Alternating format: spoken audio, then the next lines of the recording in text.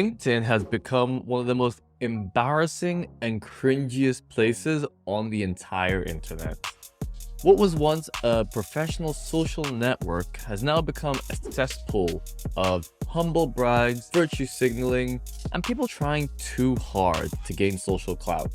This video will share the funniest examples of embarrassing LinkedIn posts, why it's become so cringe over the past few years, and what's at stake for LinkedIn if it doesn't fix this problem. Watch until the end, and I'll also share how Microsoft's acquisition of LinkedIn could be saved by Microsoft's investment in ChatGPT. If you've clicked on this video, you've probably identified with some of the cringe content that's on LinkedIn, and you're not the first to have noticed it as well. It's as if LinkedIn is trying to be cool and hip, but it's missing the mark. It's trying too hard. It's so prevalent now that there's almost a formula you can follow. A copy and paste LinkedIn post where you just take someone else's viral post, change a few things around, and get the thumbs up that you're looking for. People realize this, which is why they make so much fun of LinkedIn. It's like this post here. Yesterday, I was walking to an interview. There was a starving dog on the road. I stopped to feed him and missed the interview. The next day, I got a call asking to come in to do the interview. I was surprised, but I went in. Then the interviewer came in. He was the dog. Now, don't get me wrong, LinkedIn can actually be really useful. It's a great way to connect with people that you worked with in the past, and also you can endorse people for skills, even if you don't even know what those skills are, and they can endorse you back as well. It's like a virtual pat on the back, which makes you feel warm and fuzzy inside. Plus, if you're looking for a job, LinkedIn can be a goldmine. Just be prepared to receive a flood of messages from recruiters who clearly didn't read your profile and just sent you a copy and paste message to their hand-picked candidates. And perhaps you'll run into a situation like this, where mere minutes after a recruiter contacts you about a listing and you express your interest, oh, the position has been filled. But some of the best parts about LinkedIn are the actual trolling posts that people do about how LinkedIn can be so LinkedIn. How about this one? Hire slow, do 3-hour interviews, have coffee, lunch, and dinner. Ask your team to meet the candidate and see if it's a good fit. The higher the position, the slower you should hire. I've been interviewing someone for the last 5 years. That person doesn't even know. It's going well. Or how about this post?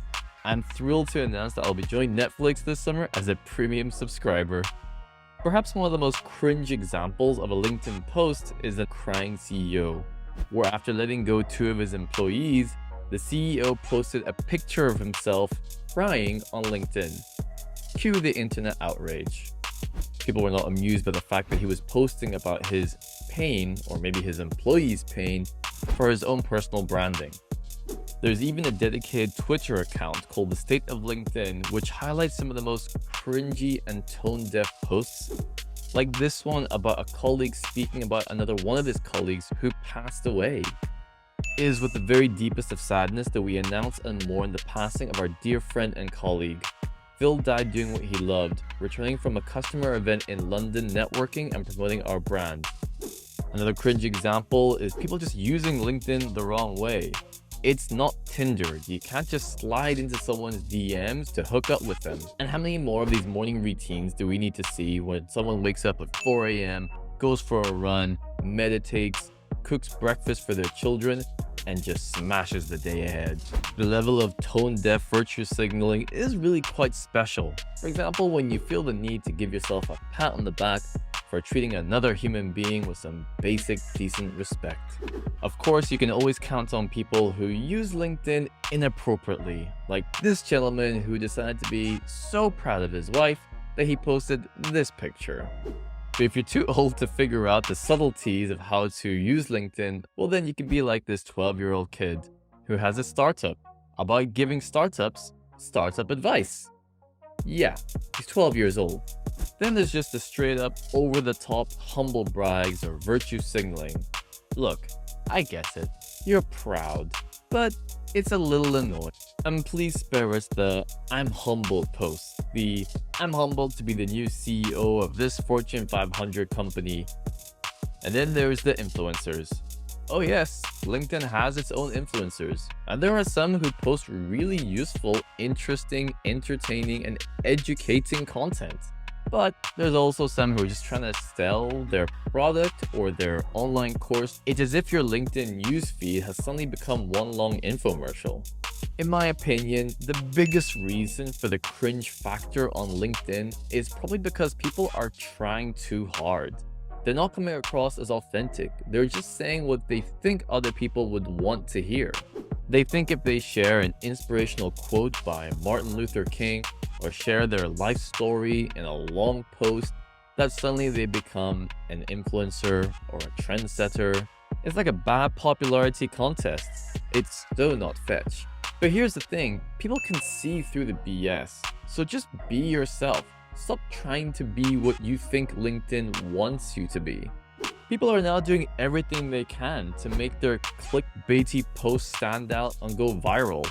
Even those who have unfortunately been laid off over the past year are trying to make the most of this opportunity. So what are the consequences of LinkedIn not being the platform it's supposed to be? Well, eventually it's just going to become a social media network of misinformation. Everything you post on the internet can be found by someone. So imagine that cringe-inducing post that you did a few years ago ends up being brought up and affects your career prospects. Is this really what we want for our future and our kids' future? Becoming these corporate drones? What can we do to make LinkedIn less cringe? Well, let's think about what we're posting before we post it. Is it authentic? Would someone actually benefit from reading it? When it comes to your profile photo, use a professional one, not a topless selfie from your last vacation. When you post content, make it interesting, engaging, dare I say it, entertaining. Don't be afraid to make fun of yourself a little bit. Engage in other people's content too. Show that you're not just a robot in a suit, that you have something to contribute to the conversation. It's not all on us though. There's certainly other things that LinkedIn themselves can be doing to make themselves a better platform. It's clear they haven't fine-tuned their algorithm in the same way that TikTok has, and some of the things that they share are kind of confusing. But if Microsoft acquired LinkedIn and they've now invested in ChatGPT, couldn't they just use AI to fix this problem? They probably could.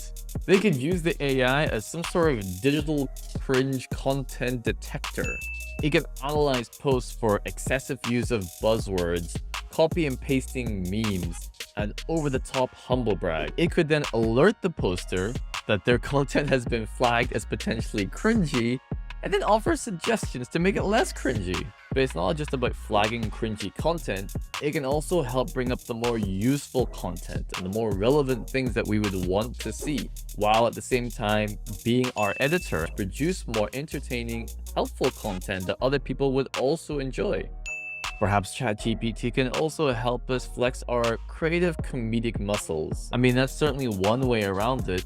If you can't beat them, join them. And just post cringy stuff and turn it all the way up to 11. Like this post.